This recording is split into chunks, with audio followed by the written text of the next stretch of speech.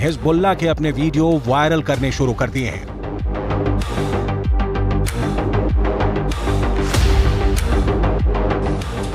Hezbollah के इस video में बताया जा रहा है कि वो इजरायल पर हमले के लिए तैयार है।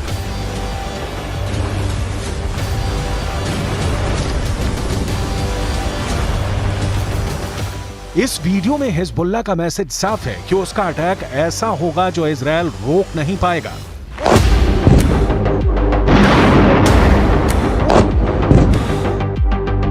इस वीडियो में हिजबुल्लाह का मिलिशिया कमांडो ऑपरेशन की तरफ इशारा कर रहा है।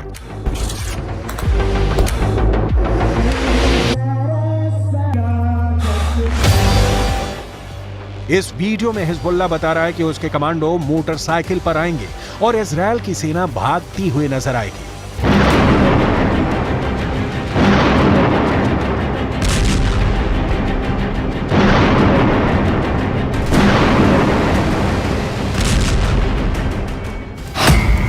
हिजबुल्लाह ने इजरायल को भी धमकी दी है। हिजबुल्लाह ने अमेरिका को भी बता दिया है कि वो समंदर में उसका जंगी बेड़ा डुबो देगा। क्या ऐसा मुमकिन है? हिजबुल्लाह की इस चेतावनी को इजरायल में बहुत गंभीरता से लिया जा रहा है।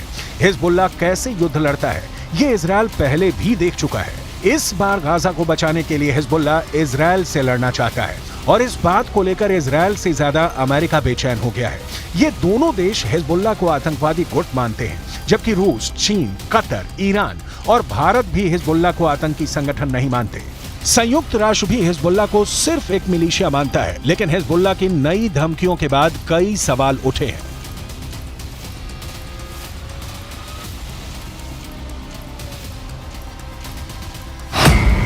सवाल नंबर 1, हिजबुल्लाह कौन है? तो जवाब है, हिजबुल्लाह लेबनान की एक राजनीतिक पार्टी है और इसका अपना एक मिलिशिया है।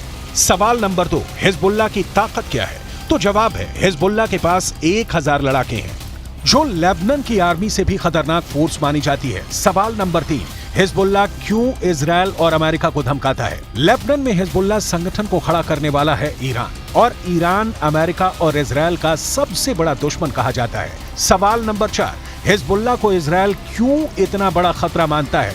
हिजबुल्लाह ने रूस की फौज के साथ मिलकर सीरिया से आईसिस को पूरी तरह खत्म कर दिया। हिजबुल्लाह ने ईरान के ऑर्डर पर सीरिया में युद्ध लड़ा और अब वहां तैनात है। सवाल नंबर 5, क्या हिजबुल्लाह इजरायल को हरा सकता है? हिजबुल्लाह 2006 में इजरायल के खिलाफ युद्ध लड़ चुका है। 34 दिनों तक चले इस युद्ध में इजरायल को सीज फायर के बाद लेबनान से पीछे हटना पड़ा था।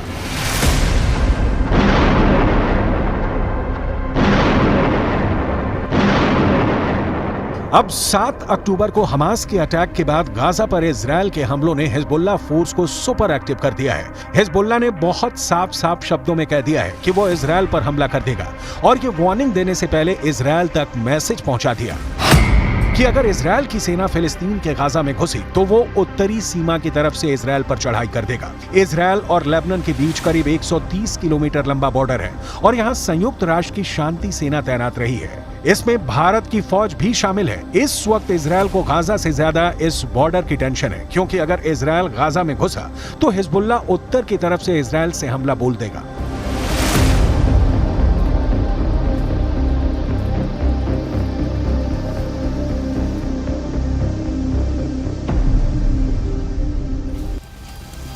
हमास और इजरायल की सेना एक दूसरे के खिलाफ कितनी ताकत रखती है और क्या हिजबुल्लाह वाकई इजरायल के लिए ऐसे हालात पैदा कर सकता है कि वो उसे हरा दे? इसे समझने के लिए आपको हिजबुल्लाह की उस चेतावनी को समझना पड़ेगा जो उसने अमेरिका को दी है, क्योंकि अमेरिका ने अपनी नौसेना का कैरियर बैटल ग्रुप भूमध्य सागर में पहुंचा दिया है। अमेरिका का यह बेड़ा, जिसमें फोर्ड कैरियर के अलावा 5 बहुत ही खतरनाक डिस्ट्रॉयर हैं, इन सब में हर तरह की 1000 से ज्यादा मिसाइल किसी भी वक्त हमले के लिए तैयार है। कोई दुश्मन नहीं चाहेगा कि उसके सामने ऐसी चुनौती खड़ी हो जाए।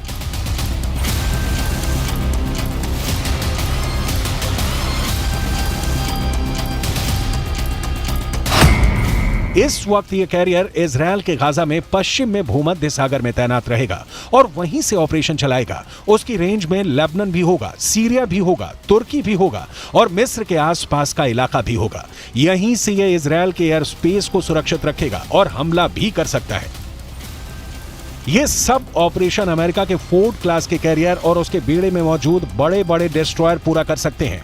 ऐसा अमेरिका पहले इराक में कर चुका है, उसने अफगानिस्तान में करके दिखाया है और ईरान को भी वो लगातार धमकी देता रहा है। इजरायल के लिए भी जेराल्ड फोर्ड कैरियर को भेजना एक बड़ा युद्ध छेड़ सकता है।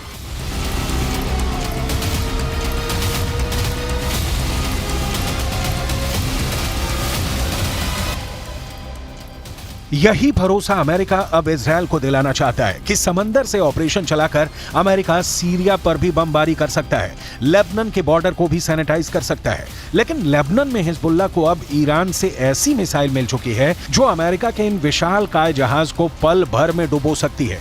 इस मिसाइल को लेकर हिजबुल्लाह का खौफ बढ़ चुका है और वो सीधा सीधा अमेरिका के जहाज को डुबा सकता है। इस खतरे को हल्के में नहीं लिया जा सकता। लेबनान ने 2006 में इजरायल में एक कॉरवेट यानी जंगी जहाज पर एंटी शिप मिसाइल से हमला किया था। इस हमले में इजरायल के युद्धपोत को भारी नुकसान पहुंचा था। अब हिजबुल्लाह के पास जो एंटी शिप मिसाइल है उसकी रेंज 300 किलोमीटर तक है। इसलिए लेबनान या इजरायल से यह फासला बनाना अमेरिका के लिए जरूरी हो जाएगा।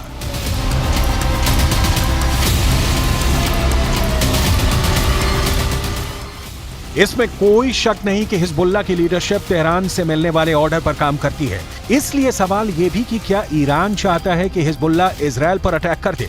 ईरान ये भी बहुत अच्छी तरह से जानता है कि इस वक्त इजरायल बेहद कमजोर है या फिर अमेरिका की शक्ल में उसे नई ताकत फिर से मिल गई है।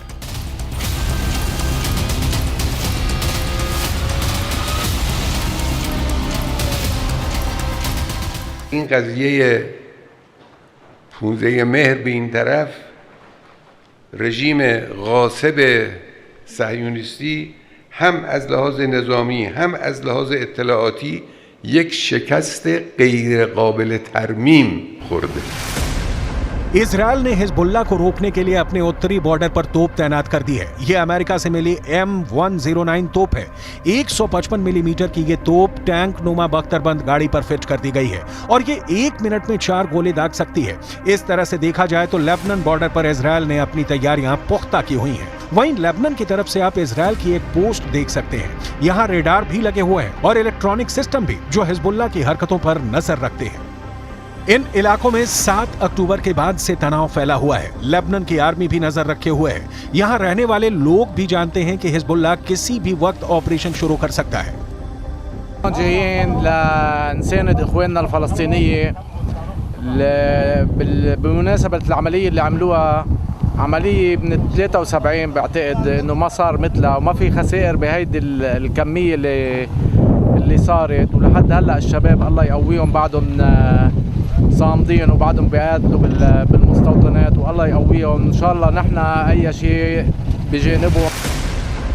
दक्षिण लेबनान और उत्तरी इजरायल के बीच जो बॉर्डर है वहां तनाव बहुत ज्यादा है। सन्नाटा सा छाया हुआ है। ये वो खामोशी है जो तूफान से पहले देखी जाती है।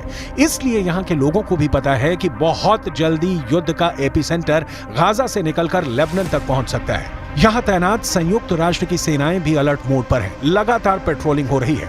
लेकिन इजरायल के लिए एक और बड़ा खतरा हिजबुल्लाह को ईरान से मिली एक मिसाइल को लेकर है। ये है फतह 110 मिसाइल। कहा जा रहा है कि ईरान ये मिसाइल लेबनान पहुंचा चुका है।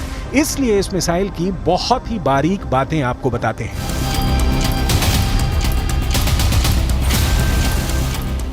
ईरान की यह मिसाइल 300 किलोमीटर तक हमला कर सकती है और ये अपने टारगेट के 3 मीटर के दायरे में गिरती है। एक बैलिस्टिक मिसाइल का इतना सटीक होना बहुत बड़ी बात है और यही बात इजरायल के लिए खतरा है। दूसरी तरफ इजरायल की सेना ने अपना गोला बारूद तैयार कर लिया है। तोपों से जो गोले फायर किए जाएंगे वो पहले से ही रेडी मोड पर रखे गए हैं। इजरायल की रिजर्व फोर्स भी आसपास के इलाकों में तैनात की जा रही है। ये हमवी गाड़ियां हैं जो लगातार यहां तक फौज को पहुंचाने में लगी हुई हैं। 2006 के बाद इस बॉर्डर पर इससे ज्यादा तनाव नहीं देखा गया है और अब हिजबुल्लाह की वार्निंग के बाद सबकी नजर ईरान पर भी है और उसके एक दोस्त सीरिया पर भी है।